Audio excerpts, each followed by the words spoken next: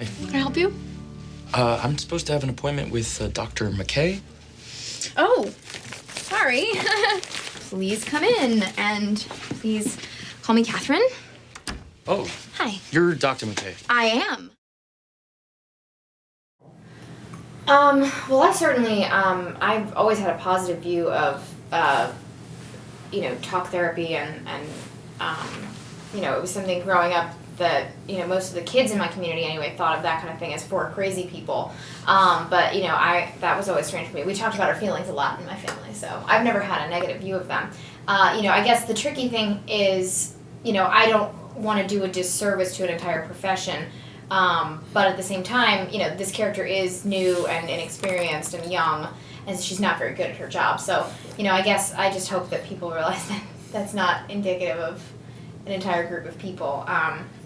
The woman that I met with who was helping me, she basically just, talked to me about the mistakes that she made when she was starting, and we, tried to put all of that into Catherine because, she's making all those kind of mistakes. I think that's exactly what it is. I imagined that Catherine's first two patients were older and, they just wanted somebody to talk, that it was a lot easier of a process for her, and this is the first person to come in and sort of challenge her and say, like,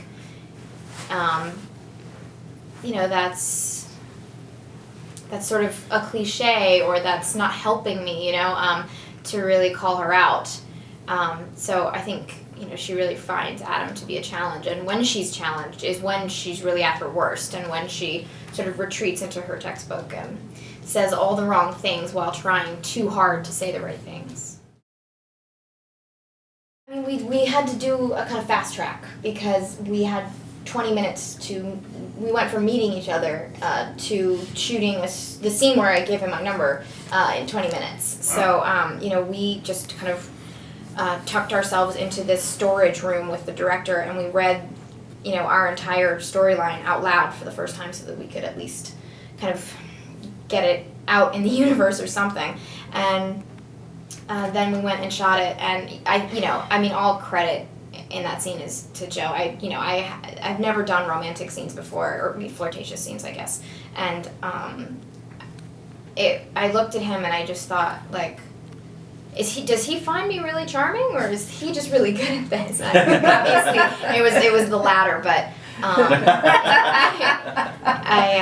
I was just really impressed by that. And how about you? Did you find him charming, or of course? Just obviously. Acting? I was just I was pretty terrified at that point. I was really happy to be back at work, off of red carpet and back at work. But I was nervous about meeting Joe, and it was my first. He'd been shooting for a couple weeks, but it was my first scene, so I was mostly like, don't screw this up. They can still fire you. Met her when we were doing camera tests, and I think I'm a little obsessed with Bryce. I think she's she should be here instead of me. You guys would love her. She's amazing. She was conceived here. But I still. Is that right? Is that why she's? Good. I didn't know that. Yeah. I didn't know that. That's. Wow. Okay. But I attacked her at the cast dinner, even though we didn't have scenes together, and sort of occupied way too much of her time. But I hope one day I actually get to be in a scene with her. But you kind of played the bad person here and in the Help. Oh, yeah. I know, someone said she was like the villainess of the summer. Yeah.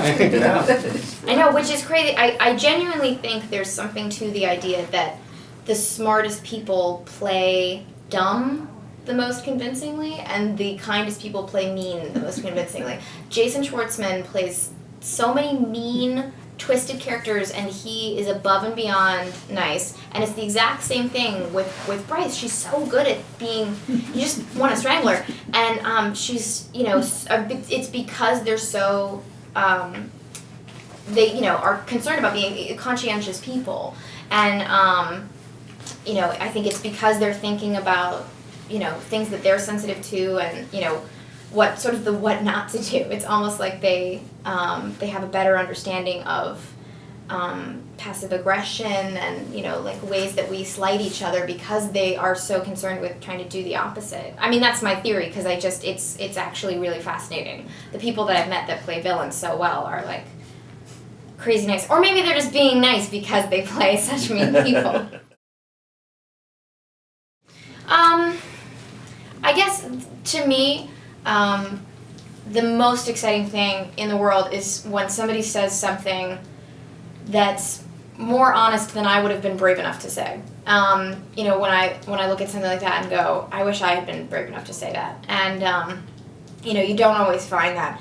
But I think the honesty in this script is what attracted me to it. You know,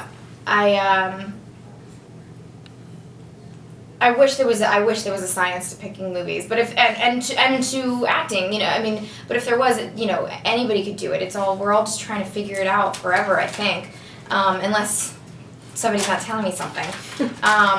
So I guess I would just say, you know, even with this, you know, a comedy about cancer, if it had gone badly, it would have been spectacularly bad. So I'm really proud of this movie, and I feel really lucky that it all worked out, because you can go in with the best intentions, and we all do. No one sets out to make a bad movie, and sometimes something just gets away from you. So I guess you try the best you can and leave a lot of it to luck. Yeah, there's a moment that I thought would be, the scene in the car where I give Adam my number. I knew it would be uncomfortable, and I was also nervous about it because, you know, it's one of those moments where it's like, oh, are they going to get together? Are they not? And is the audience going to be grossed out by that? And I'm really, really pleased at how funny it seems to play. You know, that's one of the big kind of laugh scenes, which I enjoy. I guess it's fair to be honest and say no. I mean, I knew it was offbeat, and there was something sort of not quite right about it, and that's exactly what I loved about it. But I didn't expect there to be kind of belly laughs in a movie like that. I thought it would be one of those kind of cerebral things that people thought was funny in theory but didn't laugh out loud at. And he throws a cello through a window. What's not funny about that? I know. Oh my god, I love that scene. I forgot about that scene. I was thinking about the kid who plays Lewis, the little next door neighbor, and like, you know, I just thought like, oh, he's like a really annoying kid who the audience is gonna hate. And then like, you know, that shot of them looking through the window at my house, it's like, you know, you can't really put that on paper. You know, that's a testament to Jeff's directing ability. You know, there's just this shot of the two of them just looking at the window, and it's so funny, and you can't really capture that in print.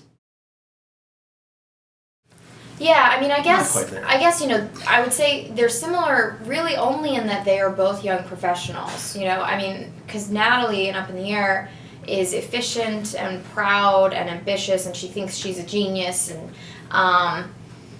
and Catherine, I think, knows that it's going badly, and suspects that everybody else knows. And, you know, her drive doesn't come from ambition. Her drive comes from a genuine desire to help people, and she's so excited about helping people that she's not doing it.